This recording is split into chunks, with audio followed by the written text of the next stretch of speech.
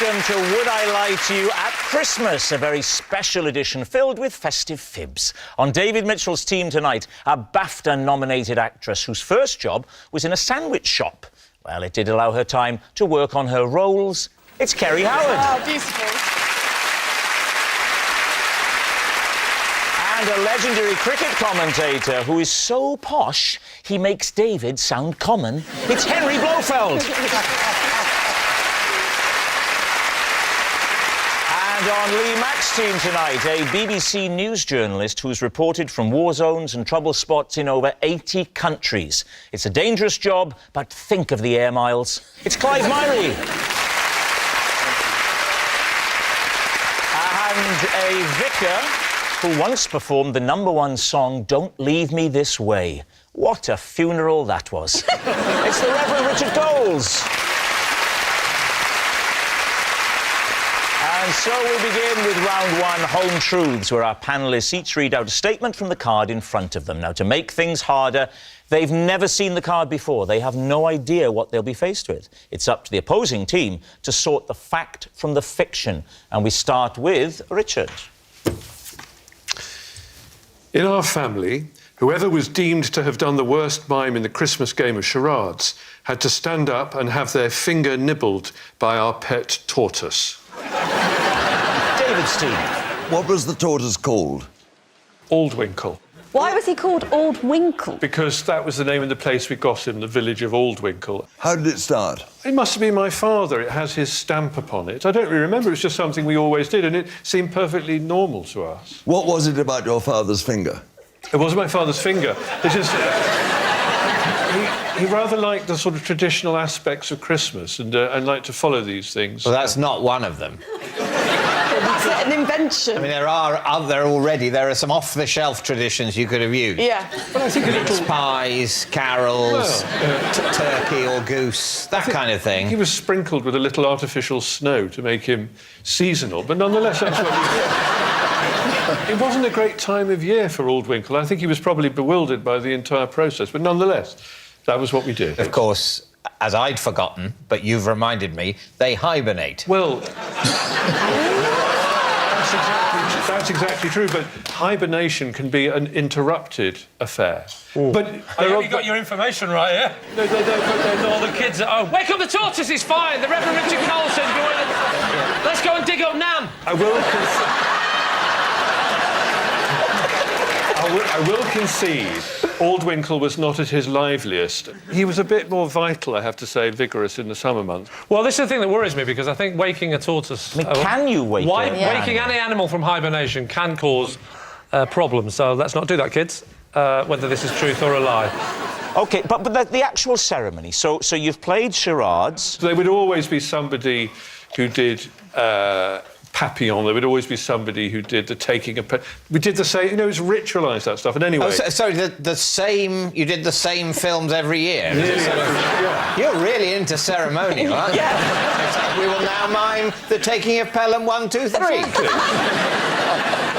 How was it decided who'd lost at charades? How did you do the scoring of charades? It was usually by the kind of tutting and sighing, the amount of tutting and sighing, and also by the length of time it took to guess the 4 films that we did every year. OK. And what were the other two? Papillon, taking of Pelham 1, 2, 3. The taking of Pelham 1, 2, 3. Yeah. The Sound of the Music and Towering Inferno. I've not seen The Sound of the Music. That sounds less positive about the music. The sound of the music is keeping everyone awake. OK, so, David's team. Kerry, what are you thinking? I think it's got to be a lie, hasn't it? Richard has a very honest face, doesn't he? You see, well, interesting about Richard, because that clothing he's wearing... Yeah. That only 2 sorts of people wear that. Vicars and confidence tricksters. We don't know which one he is yet. You think there's a difference? What are you thinking, Harry? Satire. I think because of the hibernation problem, I think it has to be a lie. What about you, though, David? What I always think is it could be either. Yeah. Yes. Because, of course, it sounds unlikely, but at the same time, that's exactly the kind of true thing they would pick.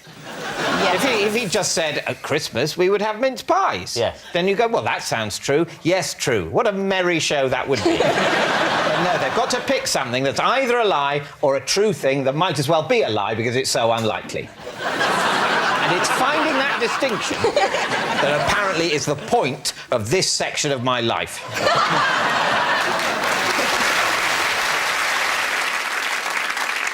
Lie. We'll say lie. Saying lie. Richard, truth or lie?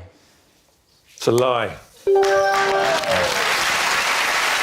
Yes, it's a lie. Richard didn't have his finger bitten by a tortoise if he lost at charades. Henry, you're next. My dear old thing, if fans stop me in the street when I don't want to be disturbed, I will put on my common voice and pretend I'm someone else.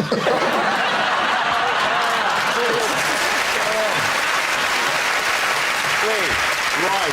Henry, I think you should pretend you're at Lord's, and I want you to give me a bit of commentary.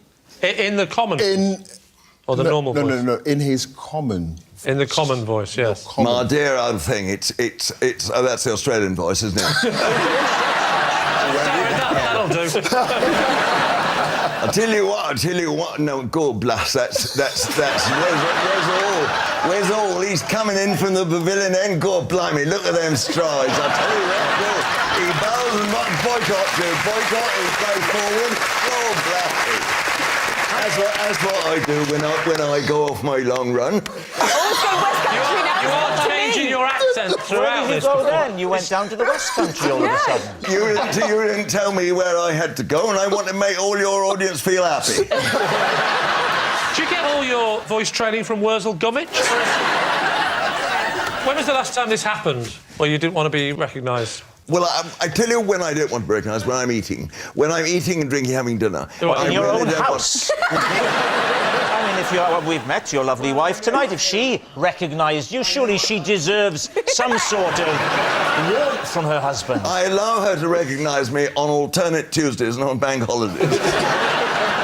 So you don't... No, of course not. She's wonderful and absolutely marvellous, and I wouldn't have a word said against her, and she's the best thing that ever happened to me. What was the question?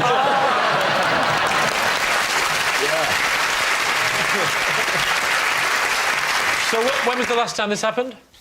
The last time when I was eating outside in a restaurant. When was this? 2 nights ago. OK, where were you? In Penzance. Is that where you picked up the accent? I had another one that night. Oh, what did you do then? I did a little bit of Welsh, I think. I had a very good friend. Very good. Henry, imagine that you're out in a restaurant now, you're having dinner with David Mitchell, what a treat, and I've spotted you, OK, so Matt, you have your dinner, you and David, you're eating away, Yes. chatting, OK? Excuse me, I don't mean to bother you, sorry, David, I don't mean to bother you, but you're not that Henry Blofeld, the cricket commentator, are you? Would you come again, old thing? I didn't quite get you. Yes, you are, that's your voice.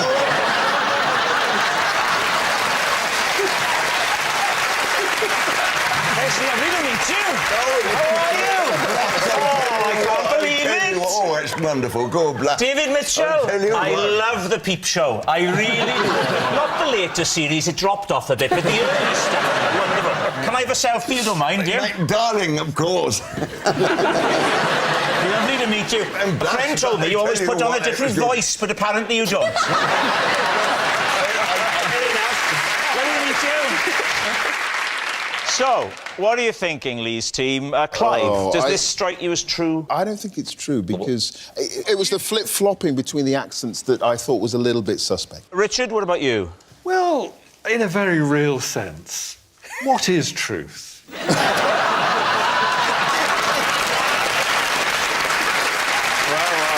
no one's ever said that on this before.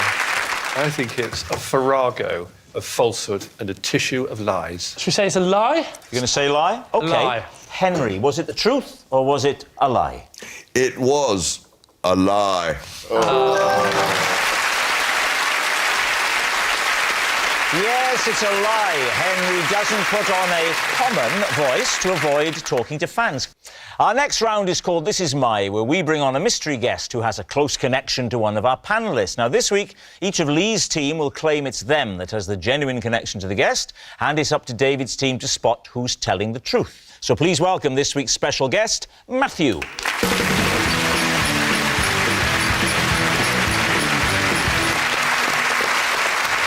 Richard, what is Matthew to you? This is Matthew. When we were 9 years old, we co-founded an atheists club. Clive, what is Matthew to you? This is Matthew, and when he was filming me reporting on a rise in street crime, someone took his camera.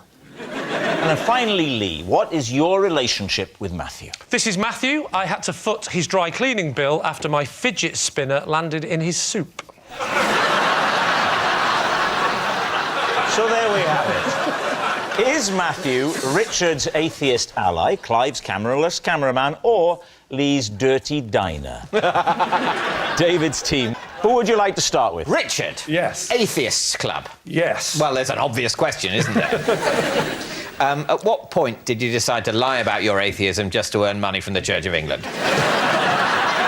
Matthew and I were boy trebles, choristers together at prep school, and we sang in the choir together, and at the age of 9 we formed the School Chapel Choir Atheists Club.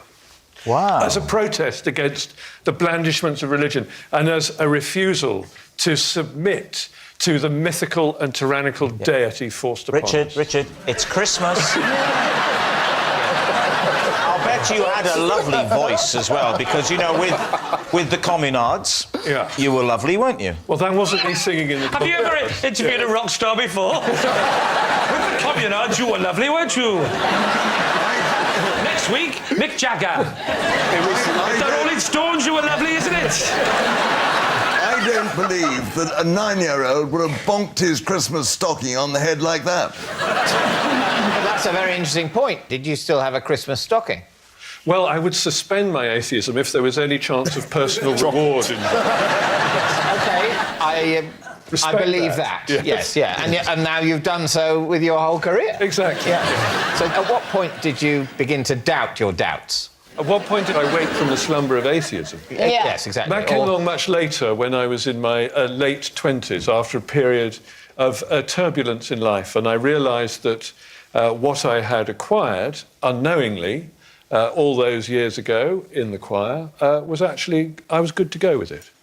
And that was after the Communards, a time at which, I will say, you were lovely. Thank you very much.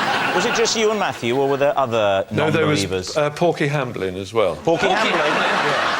Porky Hamblin sounds like a cartoon character that they used to advertise in the pies. Beano. He was only Were you real. brought up in an Enid Blyton? Porky Hamblin was a barrister who became a Pilates teacher in Market Harborough. Could you harmonise now together, you and Matthew? No, Like, Matthew's bring- not allowed to make Matthew's not any allowed sound. to. Not? No. I've got a lovely voice, so if you wanted to sing, we could. Sing choirs of angels, sing in exultation. Oh, you did that. I went for that as well. I went for the desk.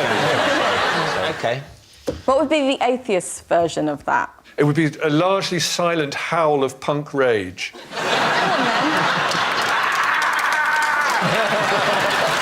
Right. Who would you like to question next? Clive, you were filming a segment about street crime. Rising levels of street crime, yeah. And Matthew was filming me doing a piece to camera. And it often happens when you're in the middle of the street and, you know, things are going on and so forth. People are coming up behind you and mooning, or they come up and doing this kind of thing while you're trying to do the piece to camera. That's me. Yeah. And this kid comes up behind and goes like this. I, of course, didn't see him do that, but Matthew saw that Definitely happen. a kid, not a rabbit. He took one hand off the lens to say, "Get out of the shot."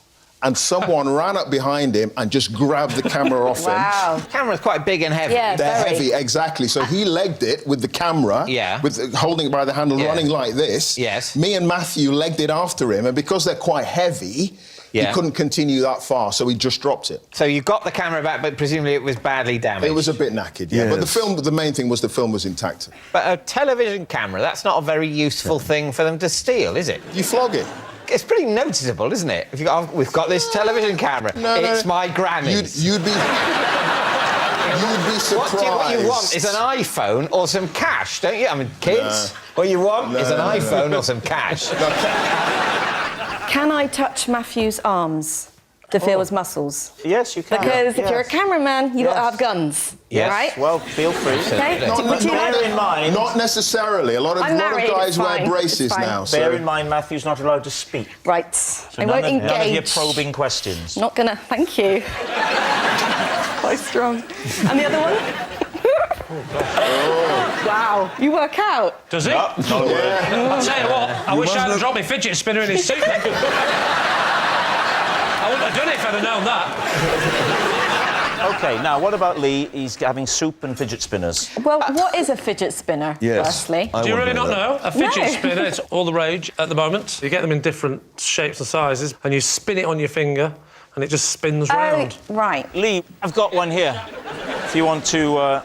Yes. So that is the fidget spinner. You place it on the finger, and you basically just spin it round, and it's quite relaxing. Where were you when you were fidgeting with this? We were in a restaurant, me and my friend. But if you're in a restaurant eating soup, surely you wouldn't be spinning things on your finger. Yeah. I did not say I was eating soup. Were you eating soup? Yes. But you seem very adept But I with didn't that. say I was eating soup. No, because I- it landed in his soup. Describe the scene. You're in a restaurant. Who are you with? I'm with Eddie the Hat, who's a mate of mine. Eddie the Hat. Eddie the Hat. Is that a nickname or is he a hat? No, he's... Have you befriended a hat? He's he's Eddie the Hat because he's a nickname we have because I don't care. weirdly he never wears hats. Now, so you're having a meal with Eddie. Eddie the Hat. Where's Matthew? Matthew is sat, I would say, not a million miles away from the distance he is now, so a little bit nearer. So At the next table. yes. So you're having soup with one hand and You're doing this. using the Which is- spinner with the other. Is that right? I'd had the last few mouthfuls, the bowl was still there, and then, as we all do, well, since I stopped smoking, I decided to have a quick spin.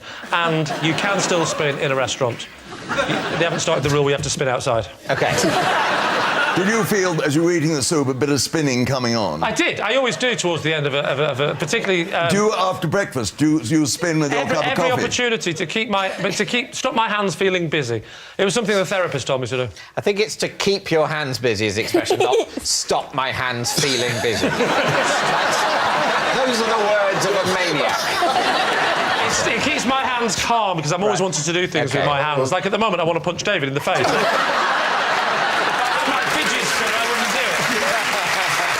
So, there you are. You're having a post-soup spin. I'm having a little spin. What happens? So I'm spinning away, and Eddie the Hat's talking about things, you know, and he's quite impressed. He's going, "You can really spin that quite fast, can't you?" I said, "Oh, yeah." And I got a little bit carried away, and I really went for a massive one. It flew off. The spinner landed in the soup, and then an explosion of tomato soup went all over his shirt, his jacket, and his trousers. Wow. What happened to the spinner? He took the spinner out like that. He was disgusted at me. He gave it back. I didn't help matters by going, "Yep, still working."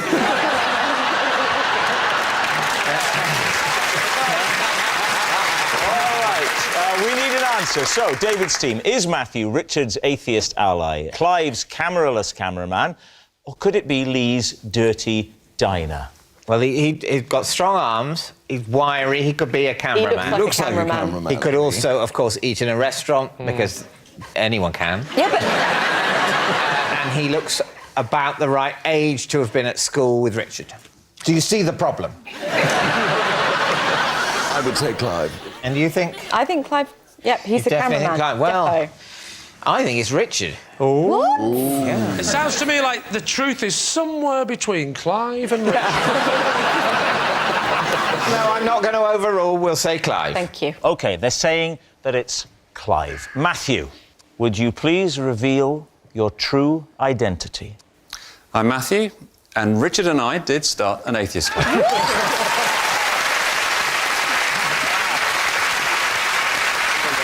Yes, Matthew is Richard's atheist ally. Thank you very much, Matthew. Thank you.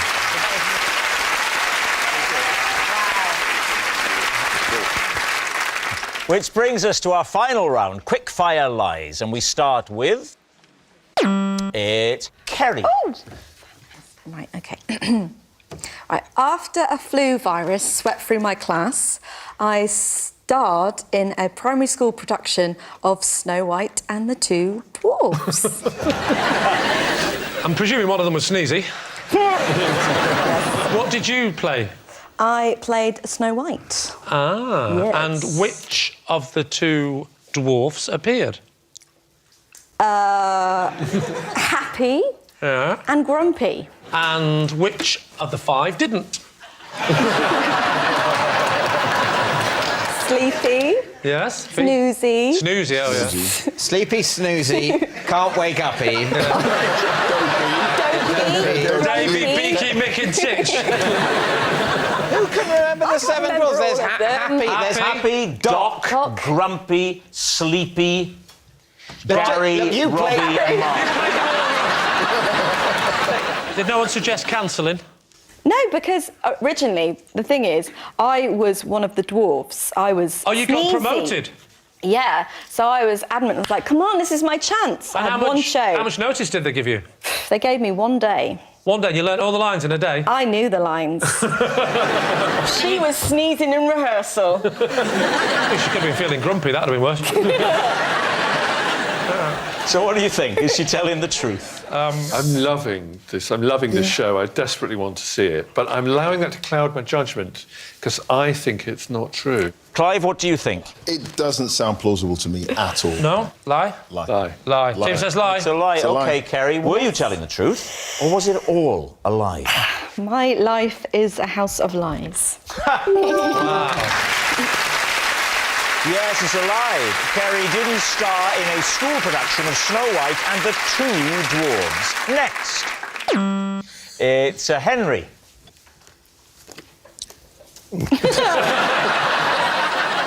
After a mix-up on the telephone, I accidentally went on holiday with the wrong girl. Right, Lee's team. Oh, is this recently? Not recently, but near enough to be slightly embarrassing. OK. It was early 1979. Early 1979. And that's fairly recently, is it? Blimey. I'm glad this story wasn't a long time ago. It would have been in the 1640s. So, who did you think you were phoning? That's none of your business. But, OK. Were you going out with her at the time? Was she a girlfriend? Was she a sort of on... she was a lady I had met in Sydney. What was the circumstance that meant that you ended up meeting this lady? Well, I mean, if you're in another country like Australia for 5 months or nearly 5 months, there's always a chance you're going to meet a lady or two, isn't there?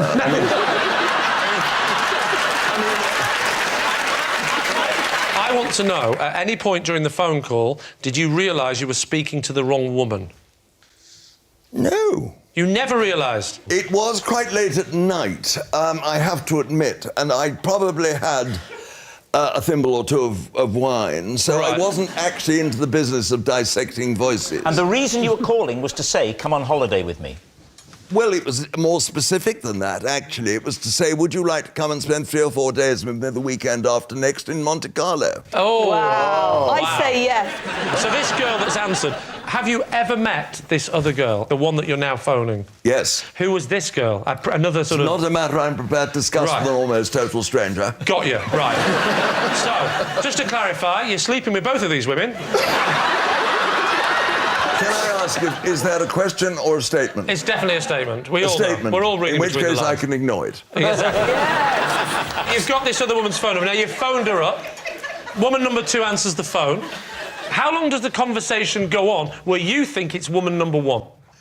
Oh, it went on for 7 or 8 minutes. OK. So when you put the phone down, you believe that you have now arranged a holiday with what you think is woman number 1. Is that correct? You're getting better and better at Right. this. Now, when is the next time you speak to woman number 2?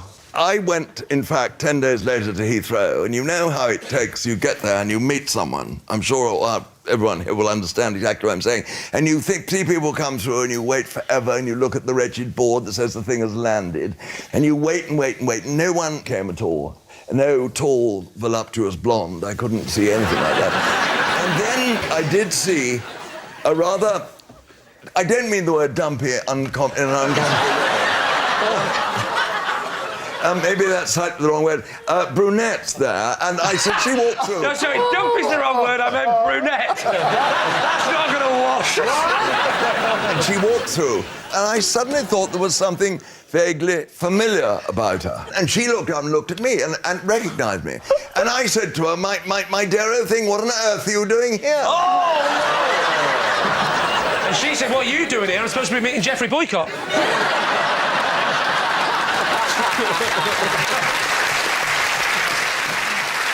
I said, my dear thing, what on earth are you doing here? And she said to me, don't you remember ringing up and asking me to come to Monte Carlo for the weekend? Oh, no. And you know what was so awful? God. Was that I couldn't remember her name. And so what I did was I ran towards her to pick up her baggage. Not in order to be altruistic and help her, but in order to read her name on her label.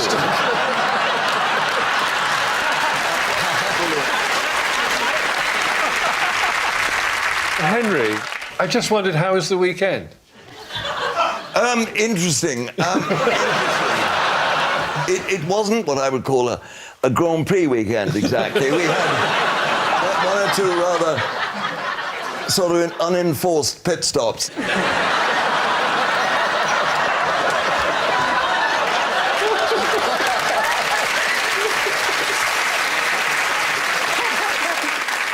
what do you think, Lee? Well, Wow, this is an amazing... I hope it's true. the Monte Carlo rings true for someone like Oh, that. definitely, yeah. Well, look at his Yeah. jacket. I would have said Butlins.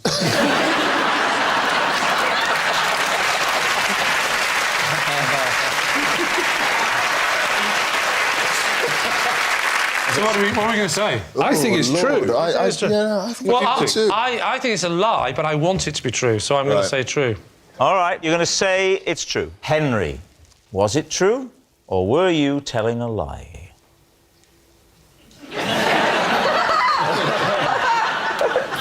I'm so excited. It was true.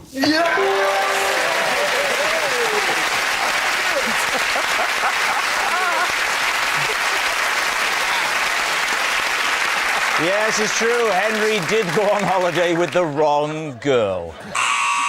That noise signals time is up. It's the end of the show. And I can reveal that Lee's team have won by 4 points to 1. Yay! Merry Christmas! Merry Christmas!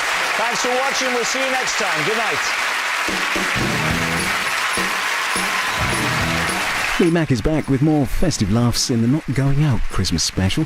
Catch that here on BBC One, Christmas Eve at 9:35. And back on BBC Two right now, return to Royston Vasey with the League of Gentlemen in the first of 3 new episodes.